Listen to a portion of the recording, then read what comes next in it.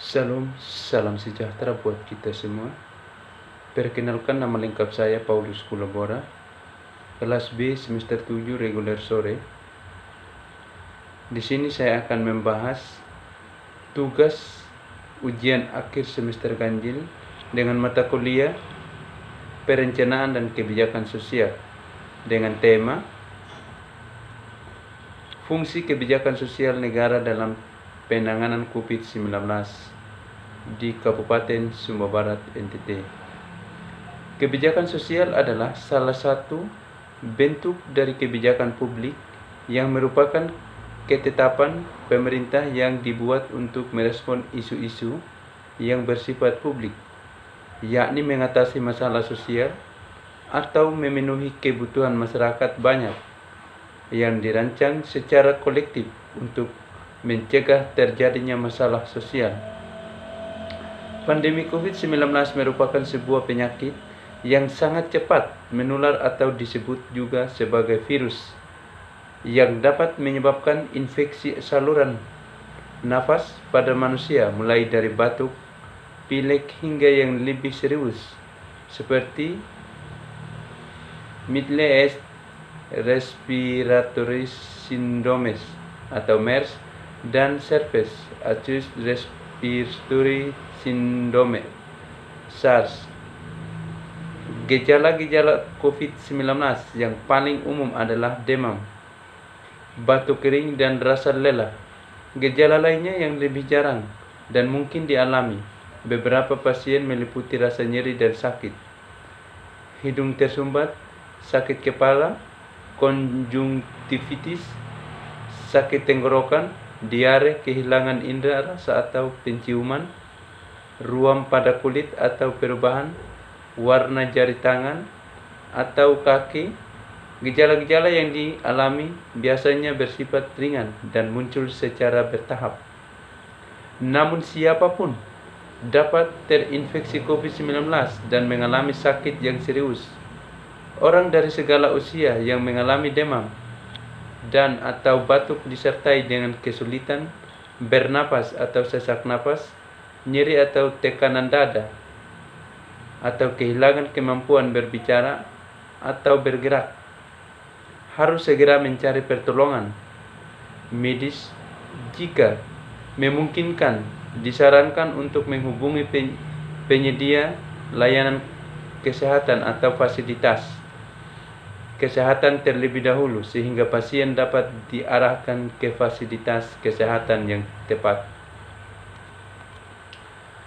Peran negara dalam penanganan COVID-19 hingga saat ini masih menjadi ancaman meski beberapa negara telah melakukan lockdown atau karantina mandiri.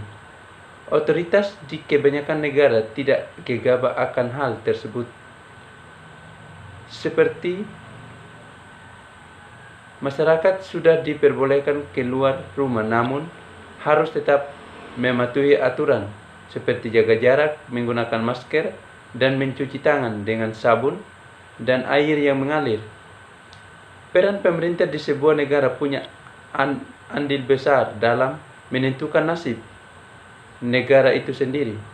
Pihak otoritas harus bisa memprioritaskan kesehatan warga di tengah krisis ekonomi lantaran virus corona COVID-19 yang menyebabkan warga tak bisa beraktivitas sedia kala. Indonesia adalah negara berbentuk negara kesatuan dengan prinsip otonomi daerah yang luas. Negara kesatuan adalah bentuk negara berdaulat yang diselenggarakan sebagai satu kesatuan tunggal. Negara kesatuan menempatkan pemerintah pusat sebagai otoritas tertinggi, sedangkan wilayah-wilayah administratif di bawahnya hanya menjalankan kekuasaan yang dipilih oleh pemerintah pusat untuk didelegasikan. Wilayah administratif di dalam negara Indonesia saat ini terbagi menjadi 34 provinsi. Kehadiran pemerintah dan keberadaan pemerintah adalah sesuatu yang menjadi keharusan bagi proses kewajiban dalam kehidupan masyarakat.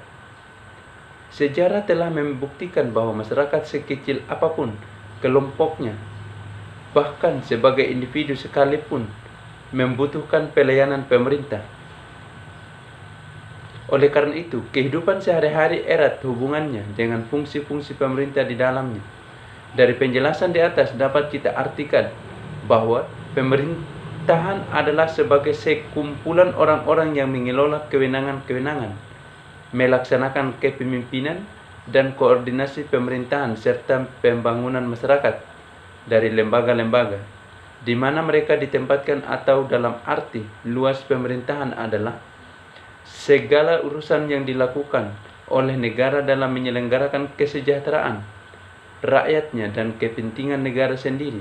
Jadi tidak diartikan sebagai pemerintah yang hanya menjalankan tugas eksekutif saja, melainkan juga meliputi tugas-tugas lainnya, termasuk legislatif dan yudikatif. Namun pada kali ini saya akan membahas bagaimana peranan pemerintah dalam menangani pandemi COVID-19 yang sedang melanda dunia, tidak terkecuali Indonesia. Ada beberapa kebijakan yang telah dikeluarkan oleh pemerintah untuk menanggulangi pandemi COVID-19 ini, antara lain yaitu pembatasan sosial berskala besar atau PSBB berdasarkan PP nomor 21 tahun 2020 pasal 1 dijelaskan bahwa pembatasan sosial berskala besar merupakan pembatasan kegiatan tertentu dalam suatu wilayah yang diduga terinfeksi coronavirus disease 2019 atau COVID-19. PSBB itu sendiri merupakan salah satu strategi pemerintah dalam mencegah kemungkinan penyebaran virus corona, yang mana juga telah tertuang di dalam aturan PMK nomor 9 tahun 2020. Tertulis pula di dalam aturan PMK nomor 9 tahun 2020 pada pasal 2 bahwa untuk dapat ditetapkan sebagai PSBB, maka suatu wilayah, provinsi atau kabupaten atau kota harus memenuhi dua kriteria. Pertama yaitu jumlah kasus atau kematian akibat penyakit meningkat dan penyebar secara signifikan secara cepat ke beberapa wilayah. Sementara kriteria kedua adalah bahwa wilayah yang terdapat penyakit juga memiliki kaitan epidemiologis dengan kejadian serupa yang terdapat di wilayah atau negara lain. Dari kedua kriteria itulah pada nantinya Menkes dapat menentukan apakah wilayah atau daerah tersebut layak untuk diterapkan PSBB atau tidak. Namun para kepala daerah juga memiliki hak untuk mengajukan permohonan PSBB yang didasari oleh data kasus COVID-19 yang terjadi di daerahnya masing-masing. Apabila suatu wilayah telah disetujui oleh Menkes, maka PSBB akan diberlakukan selama masa inkubasi terpanjang yaitu 14 hari. Apabila setelah 14 hari tersebut masih terlihat adanya penyebaran seperti ditemukannya kasus baru, maka masa PSBB akan diperpanjang selama 14 hari ke depan hingga kasus terakhir ditemukan. Dengan diterapkannya PSBB khususnya di ibu kota Jakarta, diharapkan hal ini dapat mencegah sekaligus memperlambat penyebaran virus corona di seluruh wilayah di Indonesia. Berbeda dengan himbauan social distancing, PSBB dapat dikatakan menerapkan peraturan yang jauh lebih ketat untuk masyarakatnya. Latar belakang diberlakukan PSBB pertimbangan PP 21 tahun 2020 tentang pembatasan sosial berskala besar dalam rangka percepatan penanganan COVID atau coronavirus disease COVID-19 adalah bahwa penyebaran coronavirus disease 2019 COVID-19 dengan jumlah kasus dan atau jumlah kematian telah meningkat dan meluas lintas wilayah dan lintas negara, dan berdampak pada aspek politik, ekonomi, sosial, budaya, pertahanan, dan keamanan, serta kesejahteraan masyarakat di Indonesia, bahwa dampak penyebaran coronavirus disease 2019 atau COVID-19 telah mengakibatkan terjadi keadaan tertentu, sehingga perlu dilakukan upaya penanggulangan, salah satunya dengan tindakan pembatasan sosial berskala besar, berdasarkan pertimbangan sebagaimana dimaksud dalam huruf A dan huruf B, perlu menetapkan peraturan pemerintah tentang pembatasan sosial berskala atau PSBB dalam rangka percepatan penanganan coronavirus disease 2019 atau COVID-19. Dasar hukum PSBB. Dasar hukum PP 21 tahun 2020 tentang pembatasan sosial berskala besar dalam rangka percepatan penanganan coronavirus disease COVID-19 adalah pasal 5 ayat 2 Undang-Undang Dasar Negara Republik Indonesia tahun 1945. Undang-Undang Nomor 4 tahun 1984 tentang wabah penyakit menular. Lembaran Negara Republik Indonesia tahun 1984.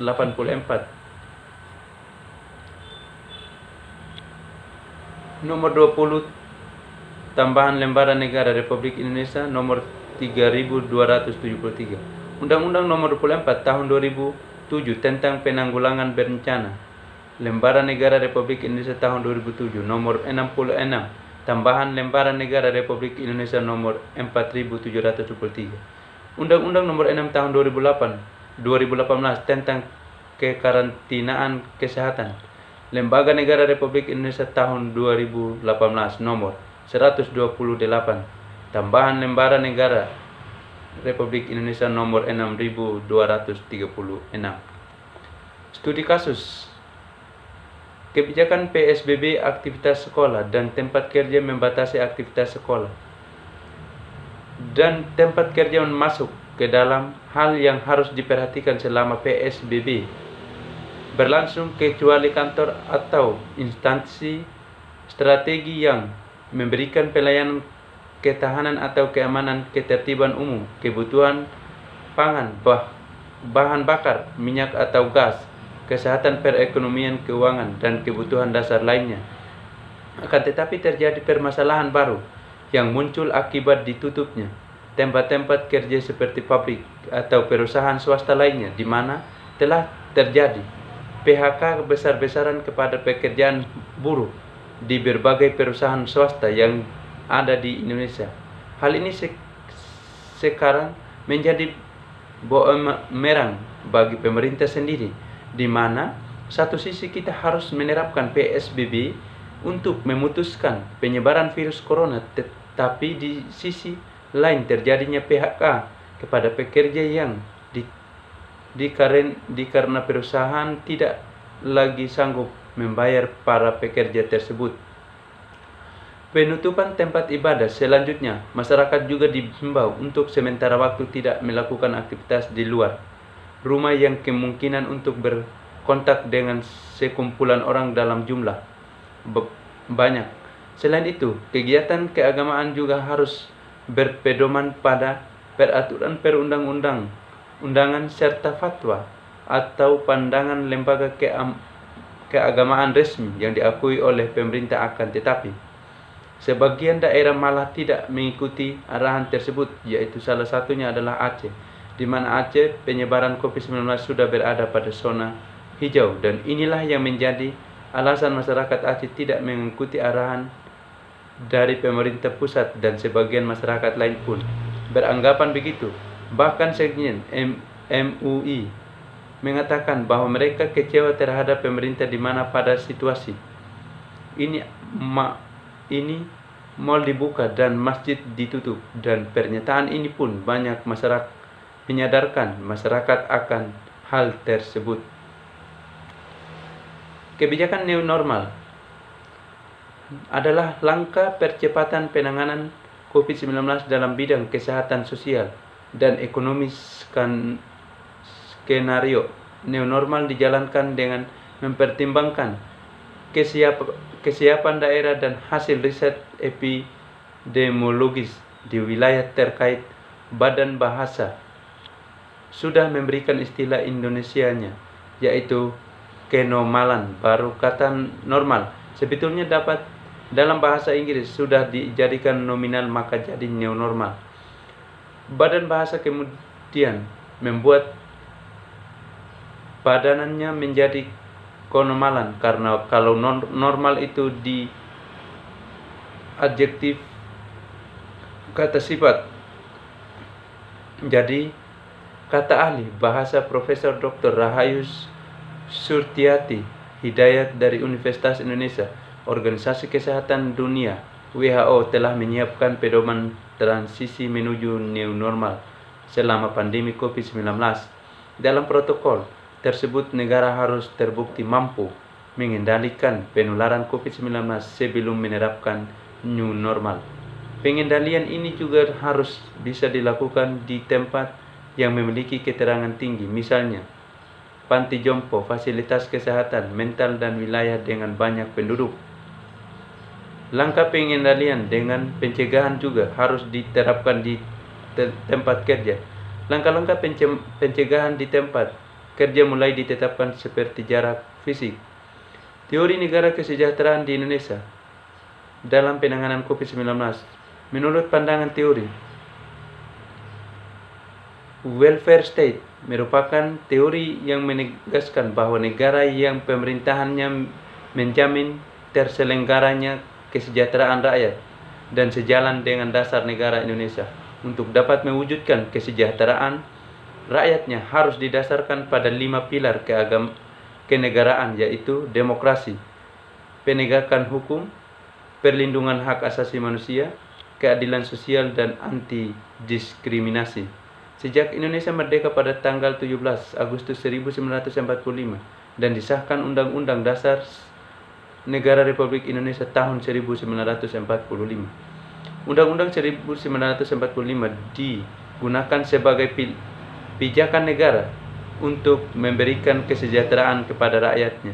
Undang-Undang 45 1945 adalah sebuah dasar negara yang dibuat atas dasar semangat dan kesadaran untuk membangun satu negara yang demokrasinya serta menciptakan tatanan masyarakat berkeadilan sosial, berkemakmuran, dan sejahtera bersama-sama. Penggagas teori negara kesejahteraan welfare state, Profesor Mr. R. Kranenembung mengungkapkan, negara harus secara aktif mengupayakan kesejahteraan, bertindak adil yang dapat dirasakan seluruh masyarakat secara merata dan seimbang, bukan menyejahterakan golongan tertentu tapi seluruh rakyat. Teori negara kesejahteraan welfare state tersebut seringkali dimaknai berbeda oleh setiap orang maupun negara. Namun teori tersebut secara garis besar setidaknya mengandung 4 makna, antara lain sebagai berikut. 1. Sebagai kondisi sejahtera. Kesejahteraan sosial sebagai kondisi terpenuhinya kebutuhan material dan non-material. Kondisi sejahtera terjadi manakala kehidupan manusia aman dan bahagia karena kebutuhan dasar akan gizi kesejahteraan pendidikan, tempat tinggal, dan pendapatan dapat dipenuhi, serta manakala manusia memperoleh perlindungan dari risiko-risiko utama yang mengancam kehidupannya. 2. Sebagai pelayanan sosial umumnya mencakup 5 bentuk, yakni jaminan sosial, pelayanan kesehatan, pendidikan, perumahan, dan pelayanan sosial personal. 3. Sebagai tunjangan sosial, kesejahteraan sosial yang diberikan kepada orang miskin, karena sebagian besar penerima kesejahteraan adalah masyarakat miskin, cacat, pengangguran, yang kemudian keadaan ini menimbulkan konotasi negatif pada istilah kesejahteraan seperti kemiskinan, kemalasan, ketergantungan, dan lain sebagainya. 4. Sebagai proses atau usaha terencana sebuah proses yang dilakukan oleh perorangan lembaga-lembaga sosial, masyarakat maupun badan-badan pemerintah untuk meningkatkan kualitas kehidupan melalui pemberian pelayanan sosial dan tunjangan sosial. Pengertian tentang negara kesejahteraan. Welfare state tidak dapat dilepaskan dari 4 definisi kesejahteraan di atas. Negara kesejahteraan sangat erat kaitannya dengan kebijakan sosial yang di banyak negara mencakup strategi dan upaya-upaya pemerintah dalam meningkatkan kesejahteraan warganya, terutama melalui perlindungan sosial yang mencakup jaminan sosial baik berbentuk bantuan sosial dan asuransi sosial maupun jaring pengaman sosial. Dari penjelasan dan pemaparan teori di atas, Indonesia sangatlah baik dalam hal perencanaan dan sistemnya. Akan tetapi ada sisi lain yang minim dari Indonesia, yakni kurang perhatian pemerintah dalam mensosialisasikan kepada masyarakat serta minimnya pengetahuan masyarakat terhadap ruang publik yang telah disediakan oleh pemerintahan. Dalam permasalahan tersebut banyak terjadi ketidaktahuan terhadap suatu hal yang ditetapkan oleh pemerintahan sehingga banyak masyarakat yang merasa tidak ada diberikan pelayanan publik oleh pemerintahan. Padahal pemerintahan sudah menerapkan serta menyediakan ruangnya. Apalagi dalam masa pandemi COVID-19 ini, masih banyak hal yang perlu dievaluasi dari pemerintahan untuk tidak terlalu gegabah dalam menetapkan kebijakan, karena ketika pemerintahan sudah lengah terhadap situasi pandemi seperti ini, bisa dibayang-bayangi oleh kepanikan massal yang menyebabkan terancamnya posisi pemerintahan yang dipercaya oleh semua warga negaranya menjadi hilang, bahkan tidak tersisa sedikit pun.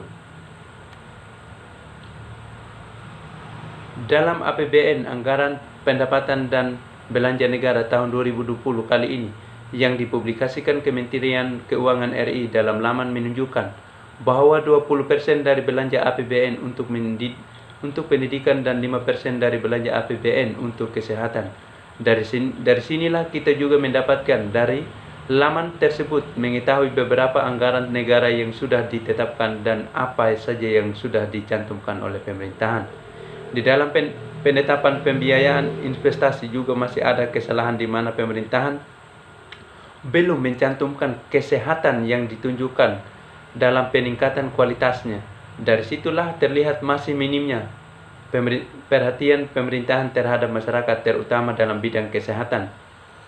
Nah, adanya teori kesejahteraan ini diharapkan mampu menyelaraskan dengan disahkan Undang-Undang Dasar Negara Republik Indonesia tahun 1945 sebagai pijakan negara untuk memberikan kesejahteraan kepada rakyatnya. Akan tetapi Indonesia masih kurang mampu melaksanakan teori ini karena masih banyak aktor dalam bayangan mengambil bukan haknya, di mana seharusnya kita masyarakat mampu menerima semuanya, akan tetapi tidak bisa merasakan sama sekali apa yang sudah ditetapkan. Juga dalam sumber pendanaan, negara ini masih menggunakan sistem silang yang mana memberatkan salah satu pihak yang kurang mampu, akan tetapi dipaksa untuk mencukupi kebutuhan negara ini. Di sini saya sebagai penulis meminta dengan sangat kepada para pembaca dimanapun dan kapanpun kita berada supaya melakukan kegiatan untuk mengetahui seluk-beluk suatu kebijakan, mengapa kita perlu melakukan itu.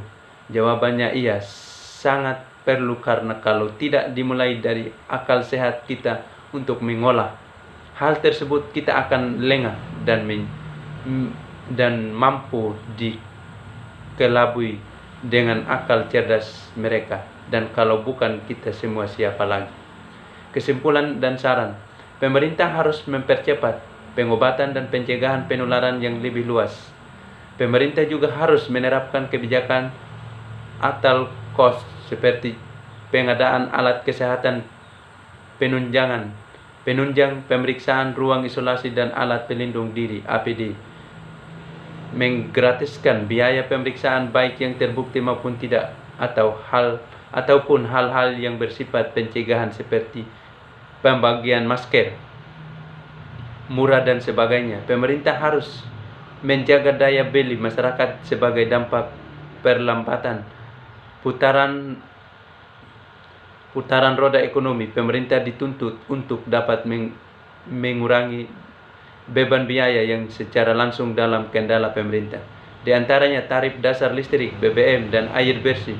Pemerintah harus berupaya untuk menjaga daya beli masyarakat, bahwa dengan memberikan bantuan langsung tunai BLT kepada masyarakat yang mengalami penurunan pendapatan dan mengalami pemutusan hubungan kerja, perlu didukung oleh kebijakan untuk menjamin kelancaran pasokan dan distribusi barang, khususnya pangan. Penyaluran BLT juga perlu diikuti daerah ketepatan data pemerintah, bantuan dan perbaikan mekanisme dan kelembagaan dan penyalurannya sehingga dana BLT tidak salah sasaran dan diterima oleh seluruh masyarakat yang semestinya mendapatkannya. Ini harus belajar dari pengalaman penyaluran bantuan sosial selama ini yang belum terdistribusi secara merata, khususnya bagi masyarakat yang justru membutuhkan. Oleh karena itu, koordinasi untuk validitasnya data sampai dengan level kecamatan perlu dilakukan baik di tingkat pusat maupun di tingkat daerah agar tujuan BLT untuk menjaga daya beli masyarakat bisa tercapai. Sekian dan terima kasih. Tuhan memberkati.